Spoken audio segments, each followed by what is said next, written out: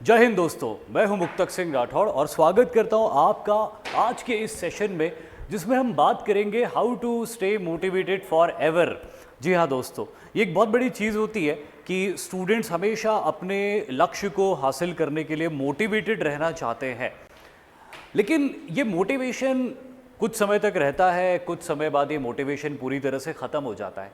तो आखिर क्या किया जाए कि हम फॉर एवर मोटिवेटेड रहें? तो आज के इस छोटे से सेशन में मैं आपको कुछ टिप्स दूंगा, कुछ एग्जाम्पल्स आपके साथ में शेयर करूंगा।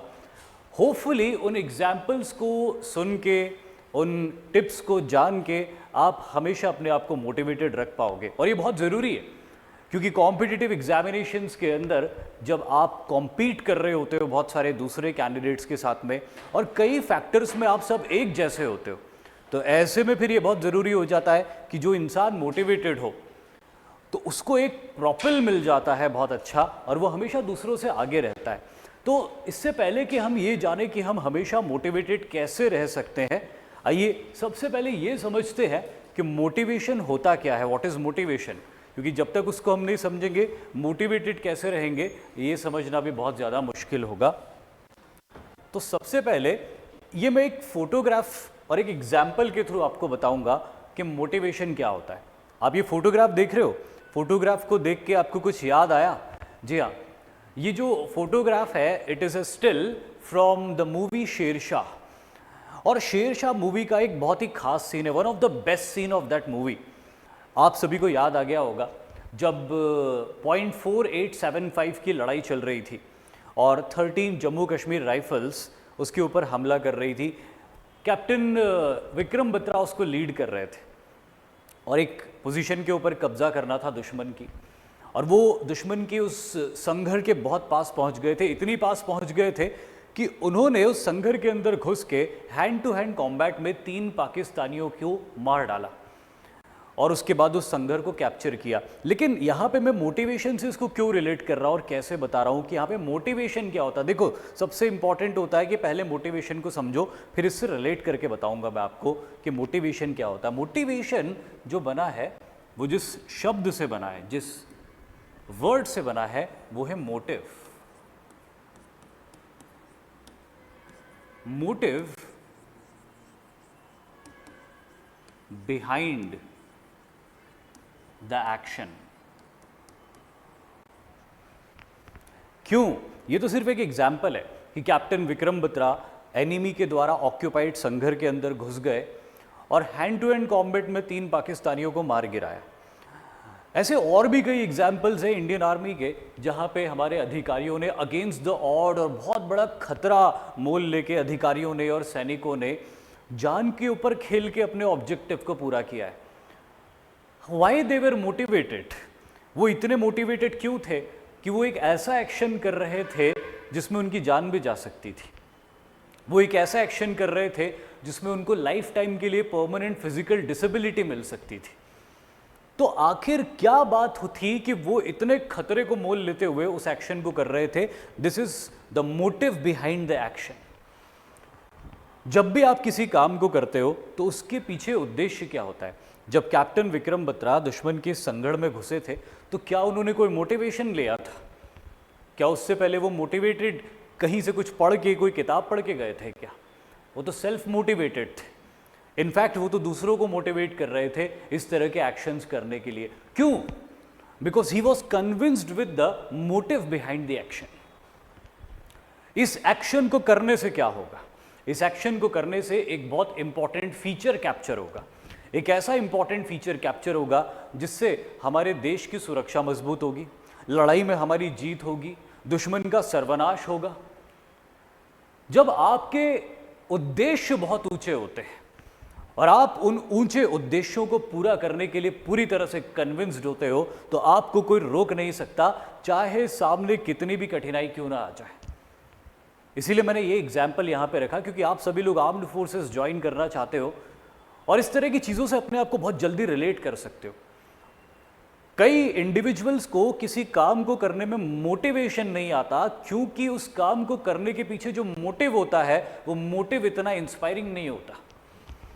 लेकिन जब आप कोई भी काम को करने के पीछे अपने असली मोटिव को जान लेते हो उसके महत्व को समझ लेते हो, तो फिर आप उस काम को करने में कोई कोताही नहीं बरतते हो। अंग्रेजी में कहते हैं कि you keep no stone unturned. ऐसा कोई प्रयास नहीं होता जो आप करके नहीं देखते हो अपने लक्ष्य को पाने के लिए। कब? जब आपको अपने मोटिव के अंदर पूरा विश्वास होता है। कैप्टन विक्रम बत्रा जब उस संघर्ष के अंदर गए तो उन्होंने उन लोगों से बात थोड़ी करी, पाकिस्तानियों से, कि देखो बातचीत करके मामला सुलझा लेते हैं, मैं तुम्हें मारना नहीं चाहता, ना ही मैं तुम्हारे गोली का या तुम्हारे बेयोनेट का शिकार होना चाहता हूं, let's sit and talk to each other. उन्होंने ऐसा नहीं किया, उन्होंने बोला कि मैं सीधा मारूंगा, I will go for the kill, and he killed them. किसी को मारना कोई छोटी बात होती है क्या? किसी की हत्या करना, किसी का वध करना कोई छोटी बात होती है क्या? आसान नहीं होता। लेकिन एक सेकंड के लिए भी उन्होंने सोचा होगा क्या इसके बारे में कि मैं इसको छोड़ दूं, या मैं इसको घायल कर लूं, या मैं इससे बातचीत कर लेता हूं? क्या उन्होंने एक सेकंड के लिए भी कॉम्प्रोमाइज किया होगा? नहीं किया ना। क्यों नहीं किया? बिकॉज वो जानते थे कि इनको मारने के पीछे जो मेरा उद्देश्य है वो उद्देश्य बहुत महान है, और उस उद्देश्य के लिए मैं कुछ भी कर गुजर जाऊंगा। So this is motivation. ये जो मोटिवेशन की प्रॉब्लम होती है ना, ये तब होती है जब हम अपने उद्देश्य को लेके क्लियर नहीं होते। जब इंसान अपने उद्देश्य को लेके क्लियर हो जाता है, अपने उद्देश्य से पूरी तरह कन्विंस्ड हो जाता है, उसके बाद वो उस उद्देश्य को पूरा करने के लिए कोई कसर नहीं छोड़ता, तो ये होता है मोटिवेशन। तो इस स्लाइड में तो मैं सिर्फ आपको यही समझाना चाह रहा था कि मोटिवेशन क्या होता है, लेकिन मैं एक दो स्लाइड्स और लूँगा आपको समझाने के लिए कि मोटिवेशन क्या होता है। यहाँ पे तो एक उद्देश्य की बात है कि एक महान उद्देश्य है, अपने देश के ऊपर हुए हमले को विफल करने का उद्देश्य, अपने शत्रु का वध करने का उद्देश्य, चाहे उसके लिए कोई भी कीमत क्यों न चुकानी पड़े। हमारे सैनिक, हमारे अधिकारी मुकाबला करते हैं और जीत के ही आते हैं हमेशा, चाहे उसके लिए कोई भी कीमत क्यों न चुकानी पड़े। लेकिन एक और एग्जाम्पल देखिए कि मोटिवेशन कैसे आता है। अब ये दूसरा एग्जाम्पल देखिए आप, और इसमें भी एक फोटोग्राफ के थ्रू ही मैं आपको एक्सप्लेन करना चाहता हूँ। यहाँ पे आप देख रहे हो कुछ इंडिविजुअल्स हैं जिनके शायद हाथ बंधे हुए हैं, बंधे ही हुए हैं, शायद नहीं, हाथ बंधे हुए हैं, पैर भी बंधे हुए हैं, अगर आप ठीक से देख पा रहे हो, और वो क्लियरली दिखाई दे रहा है कि किसी पूल के नीचे है। Just imagine this situation in your life. अब वैसे तो आप में से बहुत सारे लोग ट्रेनिंग लेंगे आर्म्ड फोर्सेस में, तो ये कहीं ना कहीं ये चीज़ आएगी आपके सामने, बट फिर भी एज ऑफ नाउ आप इस चीज़ को कंसिडर करो कि आप किसी 30 फुट, 20 फुट, 25 फुट गहरे स्विमिंग पूल के अंदर, आपके हाथ बंधे हुए हैं, आपके पाँव बंधे हुए हैं, और आपको फेंक दिया है, और अब आपको बिना हाथ चलाए या बिना पैर अलग अलग तरीके से चलाए ऊपर तैर के आना है। क्या आपको यहाँ से सरफेस में आने के लिए किसी मोटिवेशनल स्पीकर की ज़रूरत पड़ेगी? कि यहाँ पे कोई मोटिवेशनल स्पीकर आएगा या किसी मोटिवेशनल स्पीकर का वीडियो आपको दिखाया जाएगा तब आप ऊपर जाओगे? नहीं। अगर कोई मोटिवेशनल स्पीकर आ भी गया और किसी मोटिवेशनल स्पीकर का वीडियो भी आपके सामने यहाँ पे चला दिया, तो आप उसको धक्का दोगे, बोलोगे तू बाद में आना भाई, पहले मुझे सांस लेने दे, पहले मुझे सरफेस पे जाने दे। तो इसके द्वारा मैं आपको ये समझाना चाह रहा हूं कि इस इंडिविजुअल से ज़्यादा मोटिवेटेड कोई नहीं होगा इस दुनिया में। इस इंडिविजुअल की जगह जो कोई भी खड़ा हुआ रहेगा उससे ज़्यादा मोटिवेटेड कोई भी नहीं होगा इस दुनिया में। क्यों? क्योंकि उसको ऑक्सीजन चाहिए, उसको ऑक्सीजन नहीं मिल रही, और अगर उसको कुछ मिनट्स तक ऑक्सीजन नहीं मिली तो वो यहीं पे रह जाएगा, उसकी डेथ हो जाएगी। तो उसको सर्वाइव करना है, इसीलिए उसको सरफेस पे आना है, और वो सर्वाइवल का जो टाइम लिमिट है उसके पास में, जो डेडलाइन है उसके पास में, वो 2 मिनट से ज़्यादा नहीं है, और ज़्यादा हुआ तो 2.5-3 मिनट, उससे ज़्यादा नहीं। तो वो 2.5-3 मिनट के अंदर उसको जो अचीव करना है वो उसके लिए हाईली मोटिवेटेड है। ऐसी दुनिया की उस समय कोई भी चीज़ नहीं है जो उसका ध्यान डिगा सके। कोई चीज़ है ऐसी जो इसका ध्यान हटा सके सर्वाइव करने से, सरफेस पे जाने से? कि इसको कोई वीडियो गेम खिलवा दो यहाँ पे तो ये टाइम पास कर लेगा 1 घंटे, या कोई और ऐसा रोचक काम जो ज़िंदगी में लोगों को करना पसंद है वो इसको यहाँ पे करवा दो, तो क्या ये उसके लिए ऊपर जाना छोड़ देगा, सरफेस पे जाना छोड़ देगा? नहीं। अगर ऊपर जाना छोड़ देगा तो ऊपर चला जाएगा। दोस्तों, ये मोटिवेशन होता है। जिस तरह से ये इंडिविजुअल सरफेस पे आने के लिए तड़प रहा है और अपनी पूरी एनर्जी लगा रहा है, अपनी बॉडी का पूरा मूवमेंट कर रहा है अपने आप को ऊपर पुश करने के लिए, जब इस जज्बे के साथ में आप अपने लक्ष्य को हासिल करने के लिए तड़प रखते हो, उसको हासिल करने के लिए एफर्ट्स लगाते हो, तो फिर आपको कोई रोक नहीं सकता और इससे बड़ा मोटिवेशन कोई नहीं हो सकता। प्रॉब्लम ये होती है कि हम अपने लक्ष्य को इतना इंपॉर्टेंट मानते नहीं है, उस मोटिवेशन के पीछे जो मोटिव होता है उस मोटिव को नहीं समझते और सेकेंडरी ऑप्शंस के बारे में भी विचार करते रहते हैं।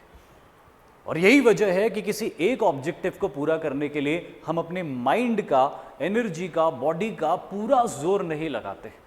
अगर हम अपने माइंड का, बॉडी का पूरा फोकस, कंसंट्रेशन, कोऑर्डिनेशन एक साथ एक ऑब्जेक्टिव के लिए लगा दें तो हम सरफेस पे जाके ही रहेंगे, क्योंकि इसके पास कोई ऑल्टरनेटिव नहीं है कि इसके पास कहीं कोई सुरंग हो या इसको कोई ऑक्सीजन मास्क लाके दे दे तो ये यहाँ पे बैठा रहे।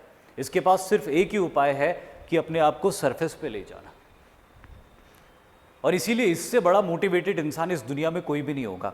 अगेन मैं यही कह रहा हूं कि अगर आप अपने लक्ष्य को लेके भी यही सिनारियो इमेजिन करो कि अगर आपने नेशनल डिफेंस एकेडमी या कंबाइंड डिफेंस सर्विसेज की एग्जाम को क्रैक नहीं किया, उसमें सिलेक्ट नहीं हुए, तो आपके लिए लाइफ नहीं रहेगी। या ये तो कहना गलत होगा कि लाइफ नहीं रहेगी, लेकिन आप बहुत डिसअपॉइंटेड होगे और आपने सिर्फ एक ही लक्ष्य तय किया कि आई डोंट नो एनीथिंग, मुझे एनडीए या सीडीएस जो भी मैं कर रहा हूं उसके अलावा कुछ भी नहीं दिख रहा। जिस तरह इस इंडिविजुअल को उस समय सरफेस के अलावा कुछ भी नहीं दिख रहा है, सरफेस पे पहुंचने के अलावा कुछ नहीं दिख रहा है, वही फोकस अगर अपना आ जाए कि मुझे एनडीए करना है तो मुझे सिर्फ एनडीए दिखाई दे रहा है और उसको करने के लिए क्या ज़रूरी स्टेप्स है वो सारी मैं लेने के लिए तैयार हूँ। या सीडीएस करना है तो उसके लिए क्या ज़रूरी स्टेप्स है वो सारी मैं लेने के लिए तैयार हूँ, उसके अलावा मैं कुछ और करूँगा या करूँगी ही नहीं। ऐसे इंडिविजुअल्स को सक्सेसफुल होने से कोई नहीं रोक सकता, जिस तरह इसको सरफेस पे पहुँचने से कोई नहीं रोक सकता। ये वाला फोटोग्राफ मैंने इसीलिए ऐड किया क्योंकि जब मैं मोटिवेशन के ऊपर एक पीपीटी बना रहा था तो मैं सोच रहा था कि क्या एग्जाम्पल दूं, तब मुझे याद आया कि कई साल पहले जब गर्मी के मौसम में मैं स्विमिंग पूल में जाता था तो काफ़ी गहरा स्विमिंग पूल था हमारे यहाँ पे, हमारे यहाँ का सबसे बड़ा स्विमिंग पूल था और इंटरनेशनल स्टैंडर्ड्स वाला स्विमिंग पूल था। तो उसका जो सबसे गहरा हिस्सा था that was around 30 feets deep, लगभग 30 फुट गहरा था उसका सबसे गहरा हिस्सा। क्योंकि हमें अच्छी स्विमिंग आती थी तो हम वहाँ पे स्विमिंग करते थे, लेकिन 1, 2 या 3, 4 लैप लगाने के बाद थोड़ी थकान भी हो जाती थी। तो हम लोग क्या करते थे, छोटे छोटे सिक्के लेते थे, 1 रुपए का सिक्का, 2 रुपए का सिक्का, और उसको स्विमिंग पूल के पानी में फेंक देते थे, वो 30 फीट डीप वाले पानी में। और वो 30 फीट डीप वाले पानी में फेंक के फिर उसके अंदर डाइव लगाते थे। टारगेट होता था नीचे जाना, सिक्के को ढूंढना सरफेस पे जो रखा हुआ है और उसको ऊपर लेके आना। तो मुझे वो याद आ गया कि उस समय जो मोटिवेशन होता था, सिक्के लेने तो चले गए, मोस्टली सिक्का मिल भी जाता था, लेकिन जब सिक्का मिलता था और पाँव से पुश करके अपने आप को ऊपर की तरफ हम ला रहे होते थे, और हमारे तो हाथ बंधे नहीं होते थे, ना ही पाँव बंधे होते थे, तो पूरी ताकत से फोर्स लगा के ऊपर तैर के आने की कोशिश करते थे, लेकिन वो 30 फीट्स की सरफेस पे आने में ऐसा लगता था कि बस पूरी ताकत झोंक दो और जल्दी से सरफेस आ जाए। तब मुझे ये फील हुआ कि इससे बड़ा मोटिवेशन क्या हो सकता है। किसी इंसान की नाक पकड़ दो पीछे से और दबा दो उसको खींच के, वो इंसान अपनी पूरी एनर्जी लगा देगा आपसे छूटने में, उसका उस समय उस पकड़ से छूटना सबसे बड़ा मोटिवेशन होगा।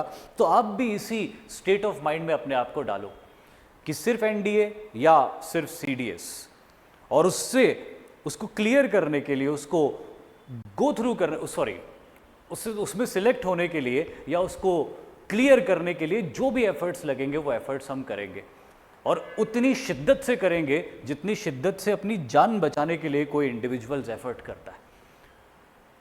तो मैं आपको कह रहा हूं, आप यकीन मानिए कि आप अगर इस लेवल पे एफर्ट करोगे तो कोई आपको मैच नहीं कर पाएगा, कोई भी ऐसा इंडिविजुअल नहीं होगा कंपटीशन में जो आपको मैच कर पाएगा। आप सबसे आगे निकल जाओगे और आप अपने लक्ष्य को पाने में सक्सेसफुल हो जाओगे।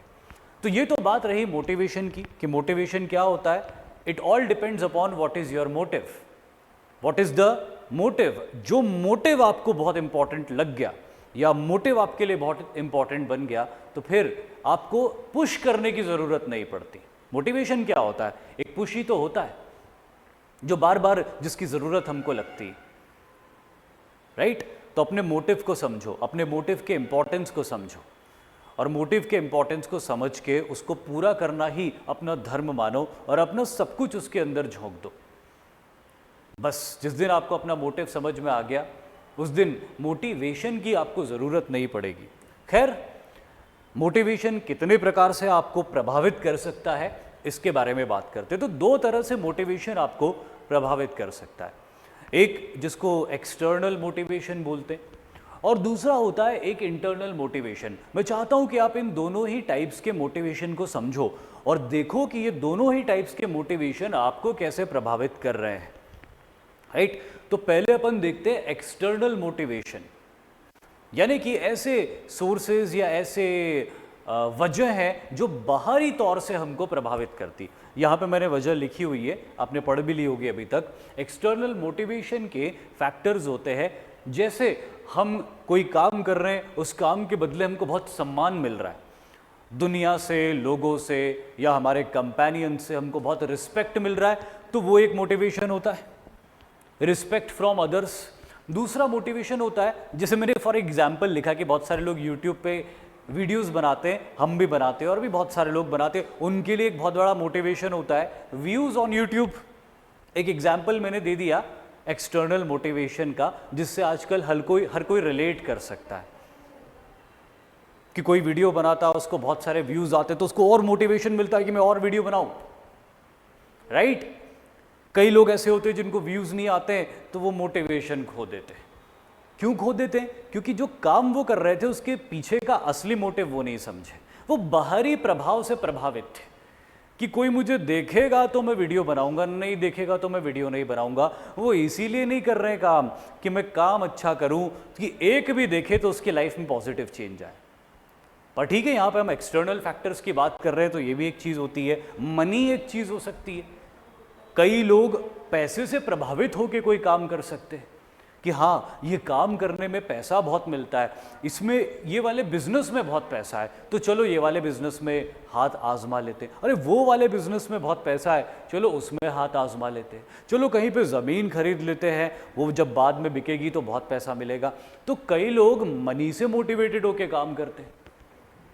फियर ऑफ डिसरिस्पेक्ट, कई लोग डिसरिस्पेक्ट के फियर से होकर काम करते हैं। पढ़ाई कर लूं, अच्छे नंबर ले आऊं, वरना लोग ताने सुनाएंगे। तो ये एक बहुत बड़ा एक्सटर्नल फैक्टर होता है मोटिवेशन का, जिससे बहुत सारे स्टूडेंट्स प्रभावित होकर काम कर रहे होते हैं। कई स्टूडेंट्स इसीलिए नहीं पढ़ रहे होते क्योंकि उनको अच्छे नंबर लाके लाइफ में कुछ अच्छा करना है। कई स्टूडेंट्स सिर्फ इसीलिए पढ़ रहे होते कि अगर नहीं पढ़े तो बहुत गालियां पड़ेगी, बहुत ताने झेलने पड़ेंगे, लाइफ बहुत बेकार सी हो जाएगी, इसीलिए पढ़ लो, राइट? तो ये एक्चुअली एक बहुत बड़ा फैक्टर होता है मोटिवेशन का, फियर ऑफ डिसरिस्पेक्ट। और फिर होता है फियर ऑफ क्रिटिसिज्म, जो कि डिसरिस्पेक्ट के जैसा ही है कि अगर मैंने ये काम नहीं किया तो मेरा बड़ा क्रिटिसिज्म होगा। तो लोग क्रिटिसिज्म को झेल नहीं पाते। इट इज़ वेरी डिफिकल्ट कि कभी कोई आपको क्रिटिसाइज करे और आप उसको पॉजिटिवली ले लो या उस क्रिटिसिज्म को अपने ऊपर प्रभावित या हावी ना होने दो। It is also very difficult. तो लोग क्या करते हैं कि नहीं नहीं नहीं नहीं, मैं ये स्टेप लूँगा ही नहीं, मैं ये स्टेप नहीं लूँगा या मैं ये स्टेप नहीं लूँगी, क्योंकि भले ही वो स्टेप लेके मेरा फ़ायदा हो रहा हो, भले ही वो स्टेप लेके मैं कुछ अच्छा कर रहा हूँ, लेकिन वो जब स्टेप मैं लूँगा तो इनिशियल स्टेज में मुझे लोग बड़ा क्रिटिसाइज करेंगे, तो नहीं नहीं मैं वो स्टेप नहीं लूँगा। तो उससे प्रभावित होकर कई बार लोग काम नहीं करते या कभी कभी कुछ कर भी जाते हैं। यहाँ पे दो फोटोग्राफ भी मैंने डाले हुए हैं। इन दोनों फोटोग्राफ्स के माध्यम से मैं आपको एक्सटर्नल मोटिवेशन के एग्जाम्पल्स देता हूँ। यहाँ पे पहला फोटोग्राफ मैं इसको मानते हुए इसके बारे में बताता हूँ। अगर आप इस फोटोग्राफ को ठीक से देख पा रहे हो तो कुछ कुछ आपको याद आ रहा होगा। ये फोटोग्राफ में आपको एक सोल्जर दिखाई दे रहा है और उसकी वेशभूषा से समझ में आ रहा है कि वो एक मराठा सैनिक है, और आसपास की वेशभूषा वाले सैनिकों से समझ में आ रहा है कि वो अफगान सैनिक है। अब जो हिस्ट्री के स्टूडेंट्स हैं वो सभी जानते हैं कि ये फोटोग्राफ या ये painting third battle of Panipat की एक पेंटिंग है, उसका एक इलस्ट्रेशन है। अब थर्ड बैटल ऑफ पानीपत और वो मोटिवेशन वाला फैक्टर, उसको मैं कैसे रिलेट कर रहा हूँ, मैं आपको एग्जाम्पल देके समझाता हूँ। जब ये लड़ाई हो रही थी, मराठों ने एक बहुत बड़ा हमला बोला था। जो मेरे स्टूडेंट्स हैं वो जानते ही होंगे, उन्होंने पानीपत की तीसरी लड़ाई को काफ़ी डिटेल में पढ़ा होगा, समझा होगा। तो जब मराठास का सेंटर अफगानों के सेंटर के ऊपर एक बहुत बड़ा हमला करता है लड़ाई के बीचों बीच, तो अब्दाली के कई सैनिकों के पांव उखड़ जाते हैं और कई अफगान सैनिक अपने फॉर्मेशंस और अपनी रैंक्स को छोड़ के पीछे भागने लगते। They had started fleeing from the battlefield जब मराठों का एक बहुत बड़ा हमला हुआ था उनके सेंटर पे। और ये सिचुएशन अब्दाली के लिए भी बड़ी क्रिटिकल थी कि उसके कई सैनिक मोर्चा छोड़कर भाग रहे पीछे। तब अब्दाली ने पता है क्या किया था? अब्दाली ने अपने कमांडर्स को ऑर्डर्स दिए। अपने कमांडर्स को उसने ऑर्डर्स दिए कि जो सैनिक भाग रहे हैं उनके पीछे जाके एक मोर्चा बनाओ और अपनी जितनी भी बंदूकें हैं सारी बंदूकें उनकी तरफ तान दो और उनको कहो कि अगर तुम पीछे की तरफ भागे तो हम तुमको गोली मार देंगे। यानी कि भाग के तो तुम नहीं बचने वाले। अगर आगे बढ़ के तुम मराठों से लड़ते हो तो हो सकता है कि शायद तुम जीत जाओ और बच जाओ, लेकिन अगर कोई पीछे भागा तो उसके ऊपर दया नहीं की जाएगी, उसको गोली मार दी जाएगी। Full and final decision. जिसकी वजह से वो जो भागने वाले सैनिक थे अब उनको मोटिवेशन आया, लेकिन कौन सा मोटिवेशन आया? फियर वाला मोटिवेशन कि अरे बाप रे, अगर अपन भागे तो सीधे गोली मारी जाएगी, अगर पलट के वापस लड़ते हैं शत्रु से तो शायद बच सकते हैं।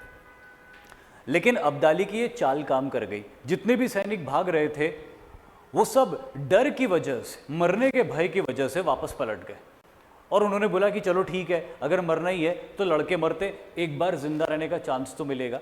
और उनमें से बहुत सारे जी गए। तो ये एक फियर वाला मोटिवेशन है, external motivation. They were not motivated to fight. वो तो उनके तो पांव उखड़ गए थे, वो तो भाग रहे थे, पर अब्दाली ने बोला जो भागेगा गोली पड़ेगी उसको, तो वापस जाओ और लड़ो। कोई चारा ही नहीं था उनके पास में, वो गए, वो लड़े एंड टू देयर फॉर्च्यून वो जीत गए। तो ये एक एग्जाम्पल है एक्सटर्नल मोटिवेशन का। इस दूसरे फोटोग्राफ में एक और एग्जाम्पल देता हूं मैं एक्सटर्नल मोटिवेशन का। अब इस फोटोग्राफ को देख के भी आपको बहुत कुछ समझ में आ रहा होगा।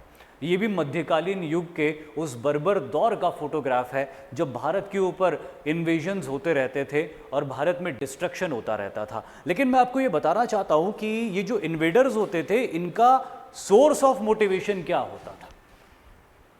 कई बार मैंने हिस्ट्री पढ़ाते हुए कंपैरिजन करने के प्रोसेस में ये बताया भी है, लेकिन आज मोटिवेशन से जोड़ के मैं इसको बता रहा हूँ। जब गजनवी, यहाँ पे गजनवी के केस को अपन मानते कि जैसे महमूद गजनवी भारत में आया लूटपाट करने के लिए, विध्वंस करने के लिए, तो उसके साथ बहुत सारे सैनिक आते थे, कभी 30,000, कभी 40,000, कभी 25,000। क्या इन सैनिकों का मोटिवेशन था? क्या इनको डर नहीं लगता था कि शत्रु के इलाके में जा रहे हैं, भारत के लोग भी लड़ना जानते हैं, उनके राजाओं के पास में भी सेनाएं हैं, यह आवश्यक नहीं कि हम में से एक एक जीवित आए, और ऐसा होता भी नहीं होगा, कई उनमें से मारे जाते होंगे, लेकिन फिर भी वो क्या फैक्टर होता था जो उनको मोटिवेट करता था? वो फैक्टर होता था लालच का। गजनवी अपने सैनिकों को लेके आता था लालच देके, ये लालच देके कि अगर हिंदुस्तान में तुमको फतेह नसीब हुई तो वहां से माले गनीमत सब तुम्हारा होगा। माले गनीमत का मतलब होता है लूट का माल। वहां पे आपको ज्वेलरीज मिलेंगी, वहां पे आपको दूसरी बहुत सारी वेल्थ मिलेगी, वहां पे आपको औरतें मिलेंगी जिनको आप उठा के लेके आ सकते हो, अपना स्लेव बना सकते हो। तो ये जो लालच होता था, इस लालच की वजह से ये लोग आते थे, और इस लालच की वजह से ये लोग ये सोचते थे कि चलो ठीक है ट्राई करते, मर गए तो मर गए, लेकिन अगर जी गए तो बहुत कुछ हासिल हो जाएगा। तो वो उस लालच की वजह से भारत पे हमले करते थे।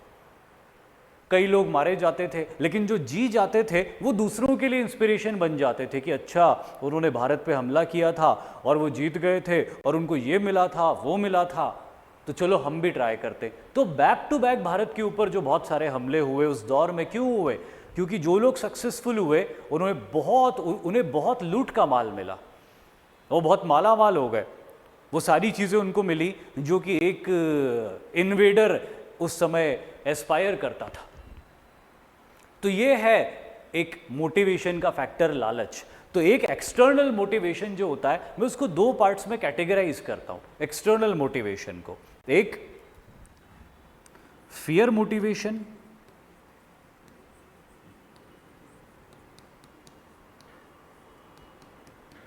one is fear motivation, another is greed motivation.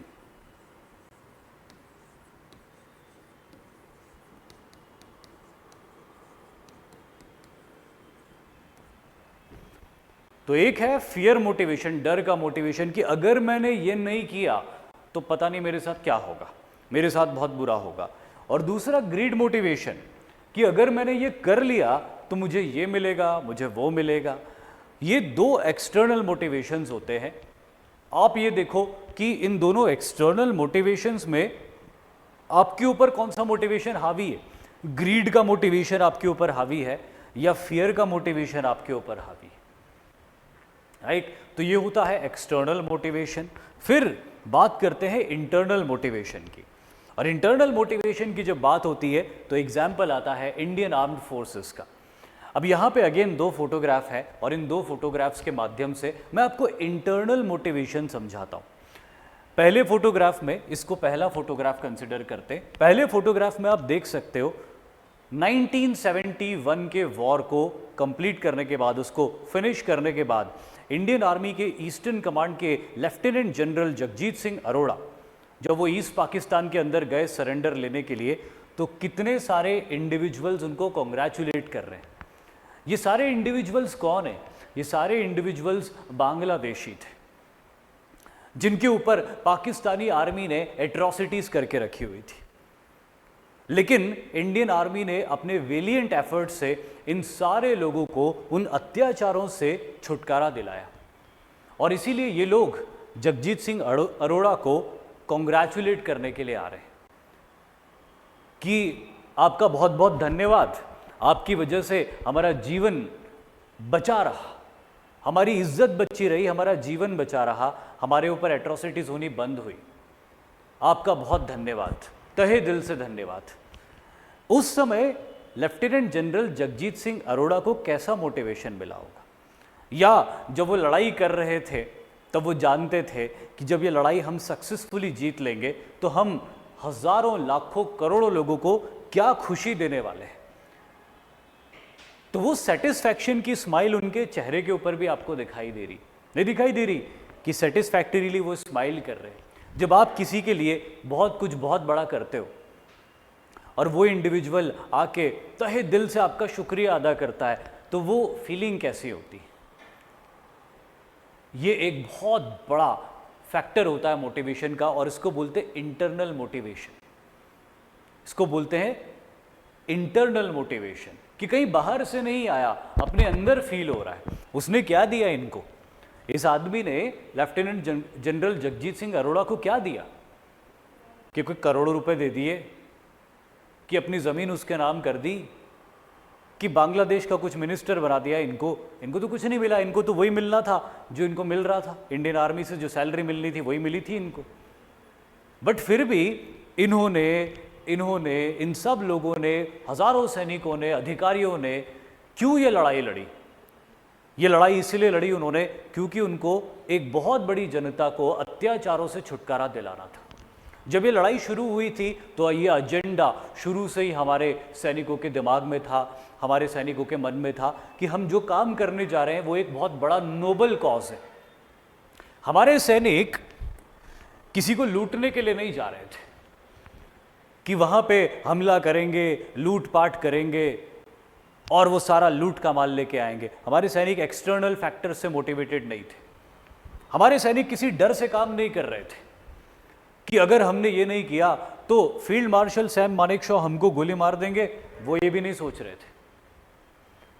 वो एक इंटरनल मोटिवेशन से मोटिवेटेड थे कि अगर ये काम मैंने किया तो ये महान काम होगा, अगर मैंने अपनी पलटन को जीत दिलाई तो ये एक महान काम होगा। जैसे कि पहले फोटोग्राफ में आपने देखा था जब कैप्टन विक्रम बत्रा .4875 के ऊपर लड़ाई करते हुए दुश्मन के एक बंकर में घुस गए थे।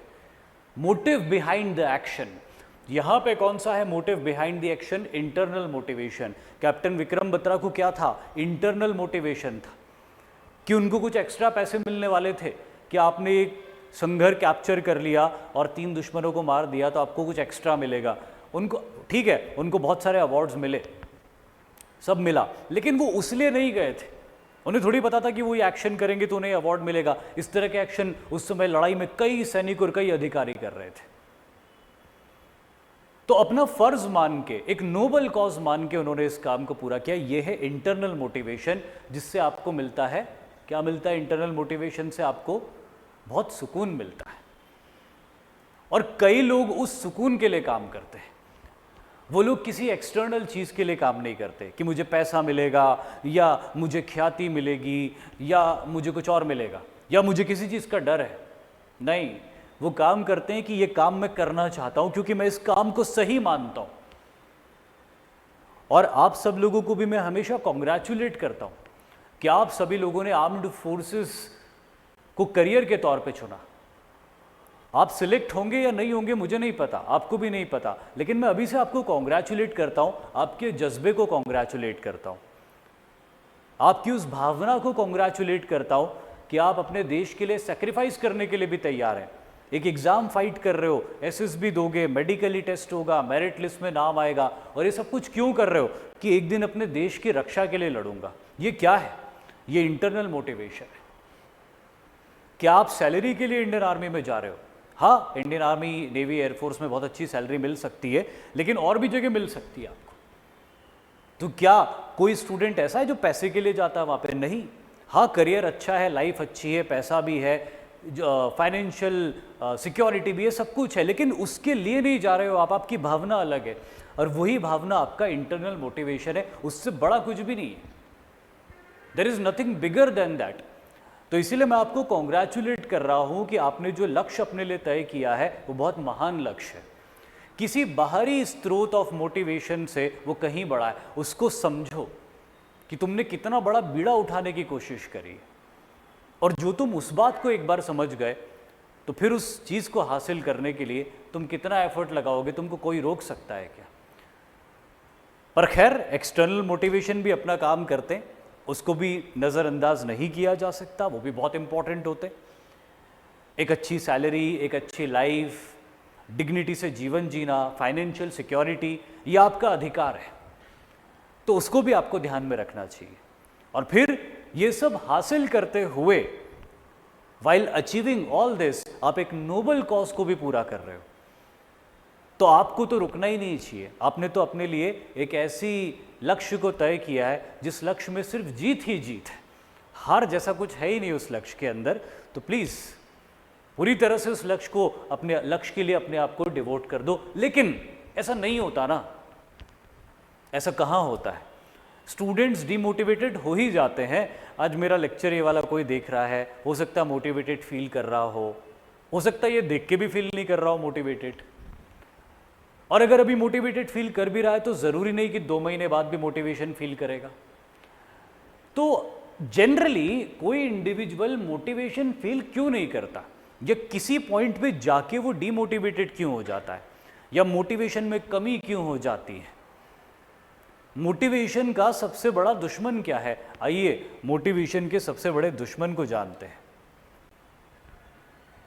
खैर, ये मैं बाद में बताऊंगा आपको, पहले अब जो बात करी उसी के बारे में बात करते हैं। The greatest enemy of motivation. What is the greatest enemy of motivation? ये मैडम नहीं है मोटिवेशन की ग्रेटेस्ट एनिमी। इस फोटोग्राफ को देखो, इस लड़की को देखो, और इसके चेहरे पे क्या भाव आ रहे हैं उनको समझो। यही मोटिवेशन का सबसे बड़ा दुश्मन है। समझे? क्या भाव आ रहे हैं इस लड़की के चेहरे के ऊपर, और किसको मैं मोटिवेशन का सबसे बड़ा दुश्मन मान रहा हूं, और वो है सेटिस्फैक्शन।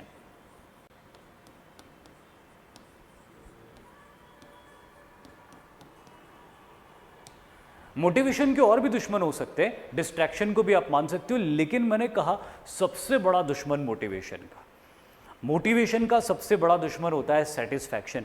जहां इंसान सेटिस्फाइड हो जाता है वहां पे फिर वो आगे प्रयास करने के लिए मोटिवेटेड नहीं होता। ऑब्वियसली बात, बहुत ऑब्वियस सी बात है, शायद आपने इस बारे में कभी सोचा नहीं होगा, बट रियलिटी यही है। एग्जाम की तैयारी करने के प्रोसेस में कई लोग मोटिवेशन फील नहीं करते। क्यों नहीं फील करते? क्योंकि उन्हें लगता है कि अगर एनडीए या सीडीएस के अंदर हम असफल भी हो गए तो ठीक है, बीटेक कर लेंगे, ग्रेजुएशन तो चली रही है, या ग्रेजुएशन कर लेंगे। एनडीए वाले ये सोचते कि चलो ठीक है, ये नहीं हुआ तो ग्रेजुएशन हो ही जाएगी, कुछ ना कुछ लाइफ में कर ही लेंगे। सीडीएस वाले सोचते कि ग्रेजुएशन तो चल ही रही है, पैरेलली एसएससी का एग्ज़ाम भी दे देंगे, या यूपीएससी सिविल सर्विसेज का एग्ज़ाम दे देंगे, या कंपनी में कॉलेज में प्लेसमेंट के अंदर बैठ जाएंगे तो किसी कंपनी में जॉब मिल जाएगा। तो जैसे ही ये थॉट आपके दिमाग में आता है, यू स्टार्ट फीलिंग सेटिस्फाइड कि चलो ठीक है, अपन सिक्योर है, अपन सेफ है।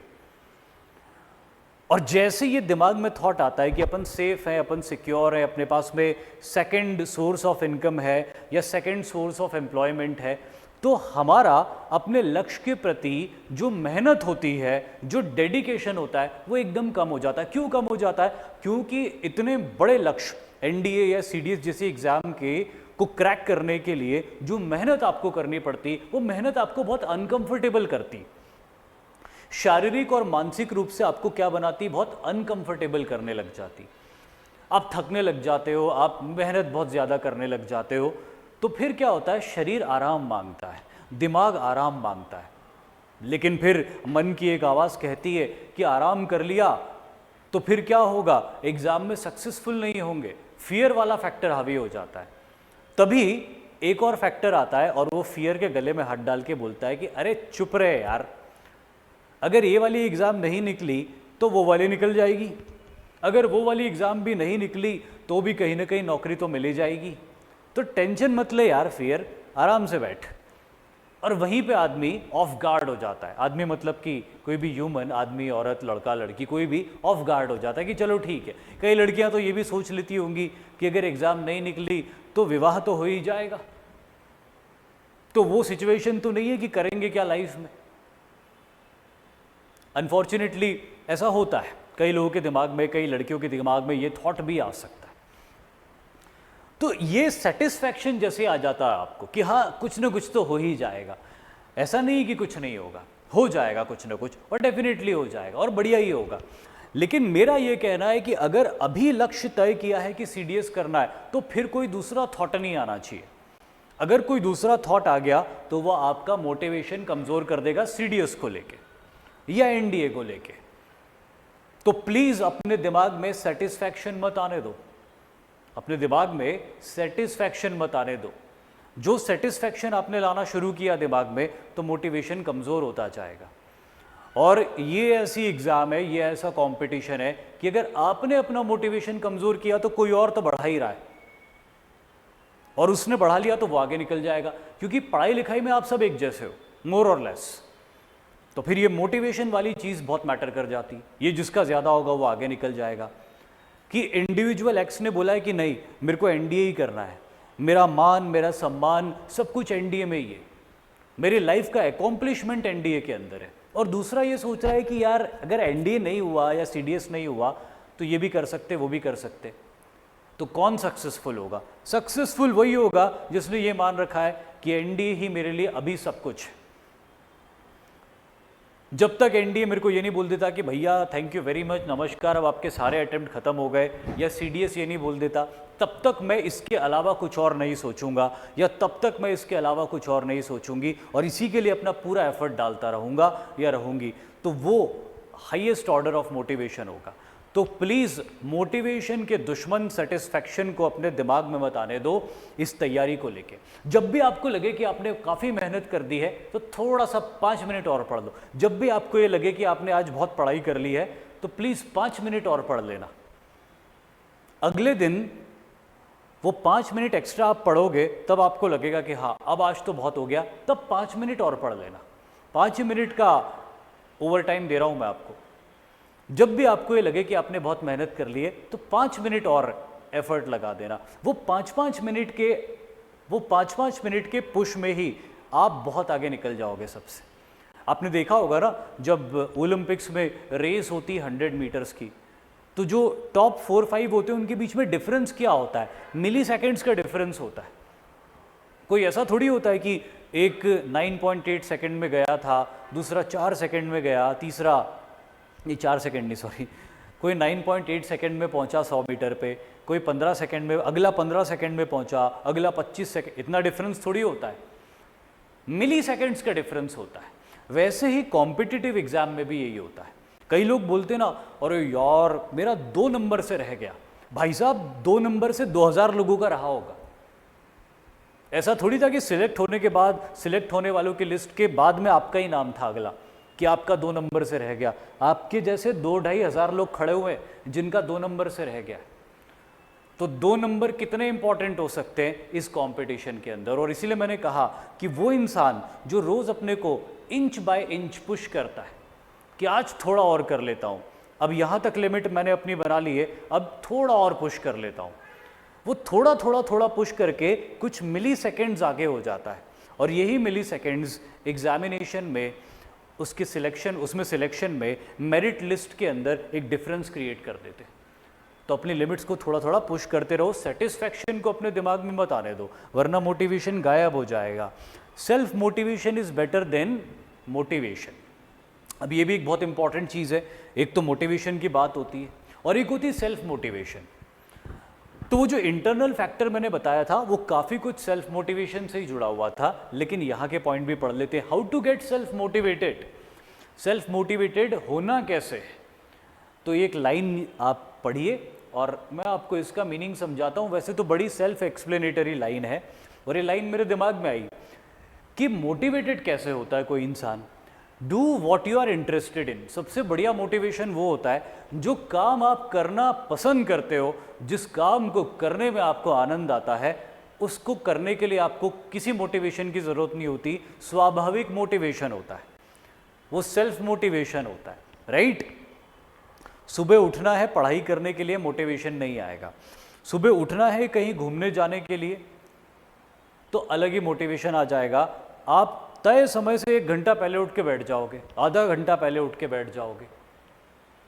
और ये नोटिस किया होगा आपने कि कहीं घूमने जाना रहता है सुबह तो आधी रात तक तो नींद नहीं आती आपको, और फिर सोते भी हो तो हर थोड़ी देर में उठ के घड़ी देखते हो कि अरे 5 तो नहीं बज गई, 4 तो नहीं बज गई, जितनी बजे भी आपको जाना था।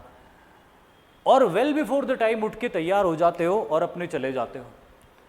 क्यों? क्योंकि वो जहाँ आप जा रहे हो या जिसके साथ आप जा रहे हो उसमें आपको बड़ा मज़ा आता है। तो जिस काम में आपको बड़ा मज़ा आता है वो काम करने के लिए आपको बोलना नहीं पड़ता है, आप खुद मोटिवेटेड होते हो। पर पढ़ाई में नहीं हो पाते हो मोटिवेटेड। क्यों नहीं हो पाते हो पढ़ाई में? क्योंकि पढ़ाई आपको नीचा दिखाती है। पढ़ाई करते वक्त आपसे क्वेश्चंस नहीं बनते या पढ़ी हुई चीज़ याद नहीं होती और आपको क्या फील होता है? आपको बुरा फील होता है। और जब आपको बुरा फील होता है तो आप वो बुरा फील कौन करना चाहता लाइफ में? इस दुनिया में कौन सा ऐसा इंडिविजुअल है जो बुरा फील करना चाहता है? बार बार जब ये पढ़ाई करने के प्रोसेस में हमको असफलता मिलती है, हमें बार बार बुरा लगता है, तो हम उस काम को नापसंद करने लगते हैं। और जिस काम को हम नापसंद करने लगते हैं वो काम हम करते नहीं हैं या पूरे मन से नहीं करते। तो इस लाइन के आगे मैंने क्या लाइन लिखी हुई है? मैंने लिखा है what ever you do successfully will definitely interest you in it. करना तो पढ़ाई है, पढ़ाई में सक्सेस नहीं मिल रहा है, लेकिन मेरा ये कहना है, जो कि आज से शायद 1-2 लेक्चर पहले भी मैंने ये बात बोली थी और ये बात मैं अभी भी बोलूँगा, ज़रूरत पड़ी तो दूसरी बार भी बोलूँगा। पढ़ाई करते समय अगर आपको पढ़ते हुए क्वेश्चन सॉल्व होने लग जाए, पढ़ा हुआ समझ में आने लग जाए तो पढ़ने का मोटिवेशन आ जाता है, because you start feeling good. जब भी किसी काम को करते हुए आपको अच्छा फील होने लगता है तो मोटिवेशन अपने आप आने लगता है। तो आपको करना क्या है, आपको ये करना है कि पढ़ाई करते हुए वहां से पढ़ना शुरू करो जहां से आपसे चीजें बन रही है। मान लो चैप्टर 1 आपको बहुत अच्छे से बनता था, उसको पढ़ो। जब आप उसको पढ़ोगे वो चैप्टर आपसे बनने लगेगा, आपको समझ में आने लगेगा, क्वेश्चन सॉल्व होने लगेंगे, तो आपको प्रेरणा मिलेगी कि चलो चैप्टर 2 पे आगे बढ़ता हूँ। अब चैप्टर 2 में हो सकता है कि शुरुआत में आपको प्रॉब्लम आए, लेकिन अब आपको ये एफर्ट लगाना है कि उस जो उलझा हुआ धागा है चैप्टर 2 में, जिस क्वेश्चन में या जिस कॉन्सेप्ट में, उसको धीरे धीरे सुलझाओ। इससे ये डोर निकालूं, उससे वो सिरा निकालूं, और ऐसे करते करते जैसे ही आप चैप्टर 2 के उस धागे को सुलझा लोगे जहाँ पे आप हमेशा रुक रहे थे, एकदम से आपको मोटिवेशन आएगा कि यार मैं कर सकता हूँ, मैं कर सकती हूँ, और फिर आप आगे बढ़ोगे। फिर आपके 2 चैप्टर पूरे हो जाएंगे। 2 चैप्टर के कॉन्सेप्ट अगर आपने समझ लिए तो तीसरा चैप्टर होने में और मदद मिलेगी। ऐसे चैप्टर बाय चैप्टर आपसे बनने लग जाएगा, सॉल्व होने लग जाएगा, समझ में आने लग जाएगा, और उस सब्जेक्ट को पढ़ने की प्रेरणा आपको मिल जाएगी, मोटिवेशन आपको मिल जाएगा। फिर आपको किसी बाहरी मोटिवेशन की ज़रूरत नहीं होगी, क्योंकि अब आप उस सब्जेक्ट को पढ़ते हुए अच्छा फील कर रहे हो, क्योंकि आपको समझ में आ रहा है, आपसे क्वेश्चन बन रहे हैं, तो फिर आपको बोलना नहीं पड़ेगा, आप बस उसको करते रहोगे। ये बहुत इंपॉर्टेंट चीज़ है, इसको अप्लाई करो, इसको आजमा के देखो, ये आपके लिए बहुत अच्छा काम करेगा। दूसरा है major your efforts and increase their size inch by inch, day by day. ये बहुत इंपॉर्टेंट चीज है, मेजर योर एफर्ट्स। मान लीजिए कि कोई रनर है, अब वो रनिंग की प्रैक्टिस कर रहा है, तो रनिंग की प्रैक्टिस करते हुए उसने 100 मीटर रनिंग करी और 100 मीटर्स में उसका टाइम आया 15 सेकेंड। उसने बोला कि यार नेशनल लेवल पे कॉम्पीट करने के हिसाब से मैं बहुत पीछे हूँ। तो अब उसको अपना टाइम निकालना है 12 सेकेंड, 11 सेकेंड, या उससे भी बेटर अगर निकाल सकता है तो निकाल ले, वर्ल्ड रिकॉर्ड बना ले। तो सही तरीका क्या होगा, अपने प्रोग्रेस को मेजर करो। आज 15 सेकेंड निकाले थे, कल फिर दौड़ो, अच्छी डाइट लो, अच्छी एक्सरसाइज करो, सब कुछ करो और दौड़ो। इस बार कितना टाइम आया, इस बार 14.89 सेकेंड्स का, या 14.59 सेकेंड्स का टाइम आया। अच्छा, इंप्रूव हुआ हूं मैं 1 सेकेंड से, which is a good thing. चलो कल फिर दौड़ेंगे। कल दौड़े तो 14.50 सेकेंड्स का टाइम आया। अरे मैं 10 सेकेंड से इंप्रूव हो गया, मतलब अब मैं लास्ट में नहीं आऊंगा, मेरे पीछे कई लोग हो गए और मेरे आगे भी कुछ लोग हैं, अब चलो मैं और प्रैक्टिस करता हूं।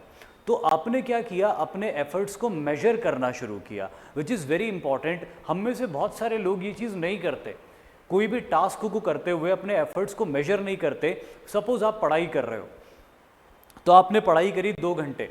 कई लोग पढ़ाई करते हैं, मैं भी खुद ये कहता हूँ हमेशा कि पढ़ाई करो समय के हिसाब से, नहीं टास्क के हिसाब से।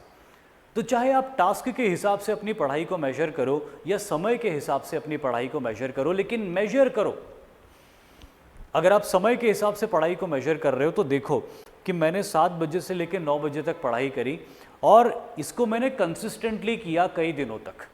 मंडे यस मैंने किया, Tuesday yes right tick mark मैंने किया, वेंसडे मैंने किया, दिन ही भूल गया मैं, देखो वेंसडे मैंने किया, थर्सडे मैंने किया, फ्राइडे किया, सैटरडे किया, संडे को मैं रेस्ट लूँगा। सपोज नहीं लेना चाहो मत लो, आप लेना चाहो तो ले लो, लेकिन आपने मेजर किया कि हाँ मैंने मंडे को भी किया, ट्यूसडे को भी किया, वेंसडे को भी किया, थर्सडे को भी किया, फ्राइडे को भी किया, सैटरडे को भी किया। I am progressing.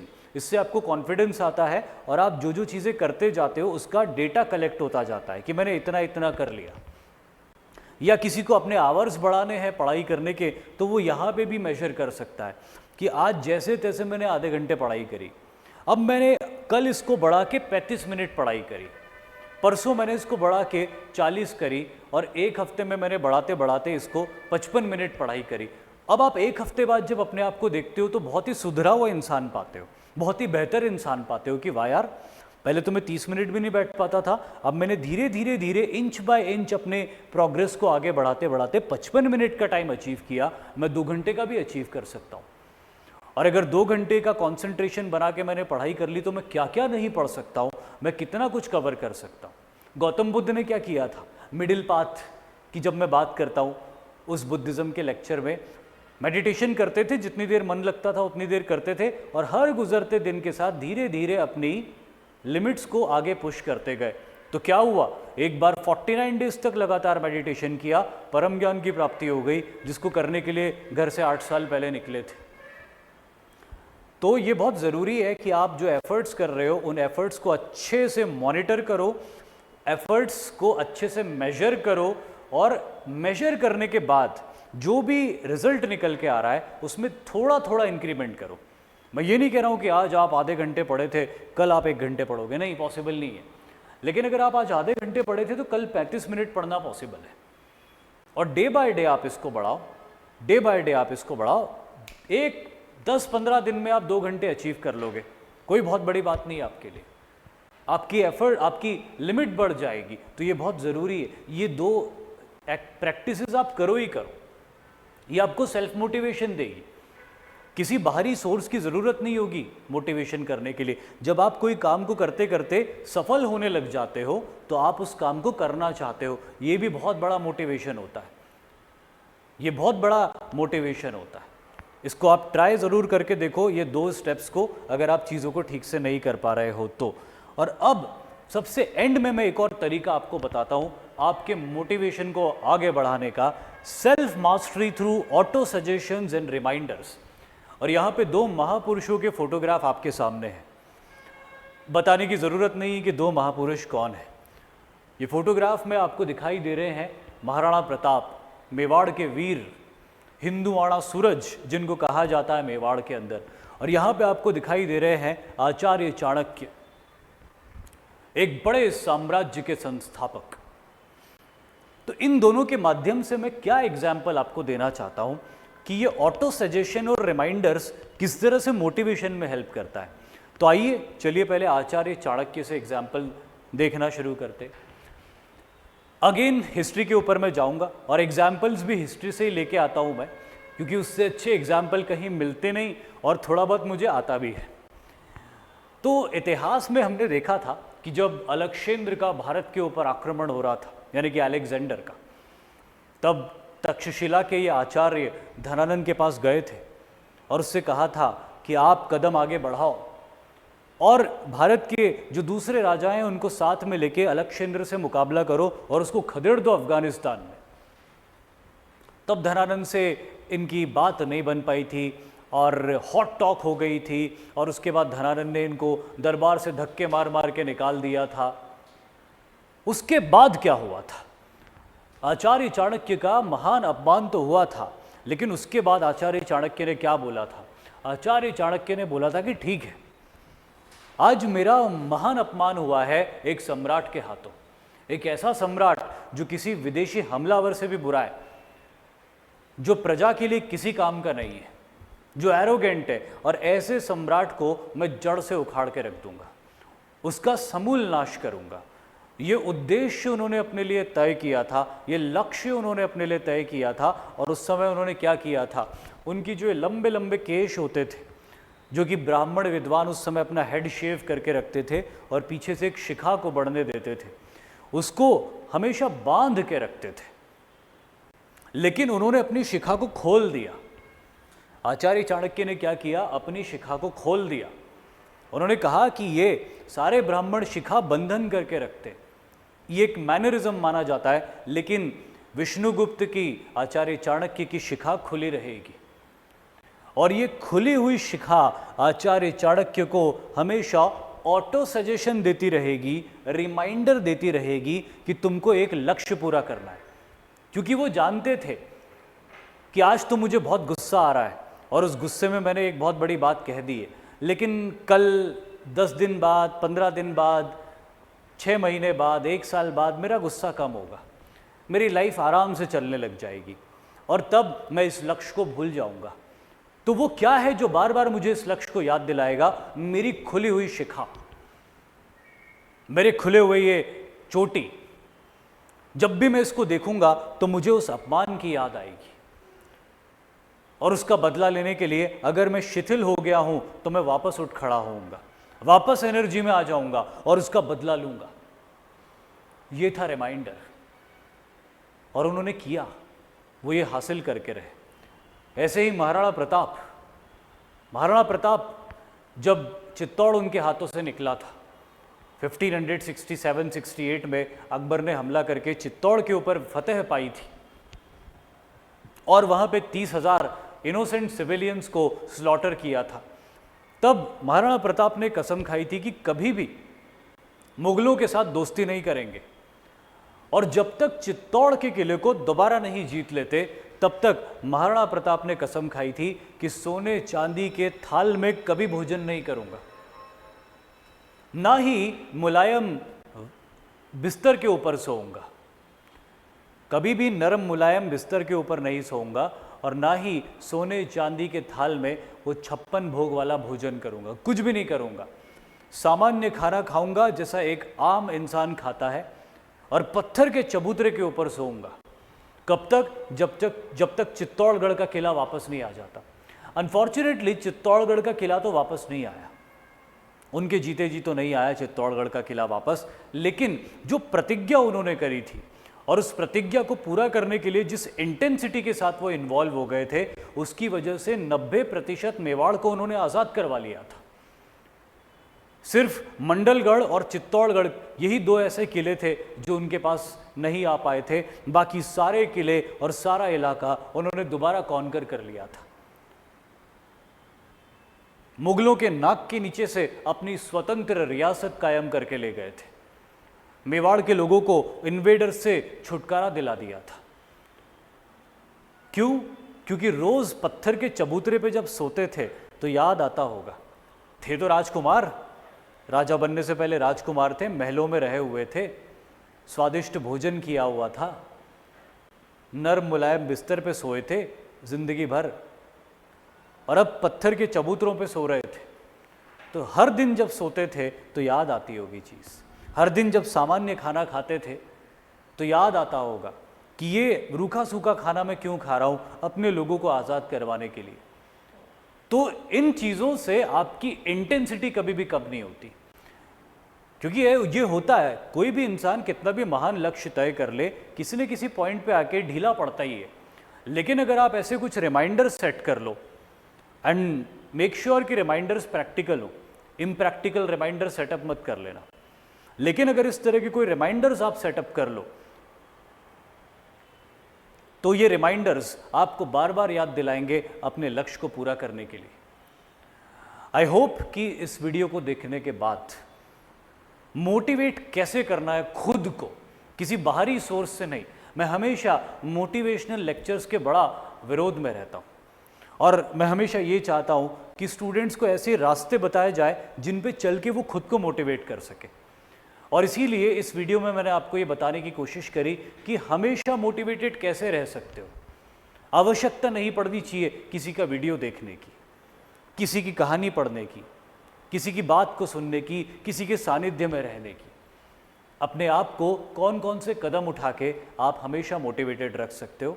I hope कि आपको शायद कुछ मदद मिलेगी इन सभी बातों से, इन सभी टिप्स से, इन सभी जानकारी से। इसी के साथ इस वीडियो को मैं पूरा करता हूँ और कुछ बैचेस की इन्फॉर्मेशन आपके साथ शेयर कर देता हूँ, जैसे Unacademy defence scholarship test, live scholarship test for CDS CAPF 2024 aspirants, rank 1 से लेके 3 तक 100% स्कॉलरशिप, 4 से लेके 10 तक 80% स्कॉलरशिप, 11 से लेके 100 तक 70% स्कॉलरशिप और 101 से लेके 1000 के बीच भी अगर आप आते हो तो 50% वेव ऑफ हो जाएगा जो एक्चुअल फीस होगी उसके अंदर। तो एक बहुत अच्छी अपॉर्चुनिटी है, जो स्टूडेंट्स आने वाली एग्ज़ाम को टारगेट कर रहे हैं, इस स्कॉलरशिप को फ्री ऑफ कॉस्ट आप अटेम्प्ट करके दे सकते हो। Foundation batches for NDA 1 and 2 जो शुरू हो गई है 16 मई से, उसको भी आप ज्वाइन कर सकते हो। और next is Vijay complete batch for CDS जो कि 30 मई से लॉन्च होने वाली है, और अगर स्कॉलरशिप टेस्ट देके आप अच्छी रैंक हासिल कर लेते हो तो काफ़ी बड़ा डिस्काउंट आपको मिल सकता है। देन लास्ट 6 महीने के करंट अफेयर्स जो अगर आप करते रहते हो लगातार रिवाइज, तो आपको रिटन में भी बहुत हेल्प करेंगे और SSB के अंदर भी आपको इनसे बड़ी हेल्प मिलेगी। Thank you very much. जय हिंद। है।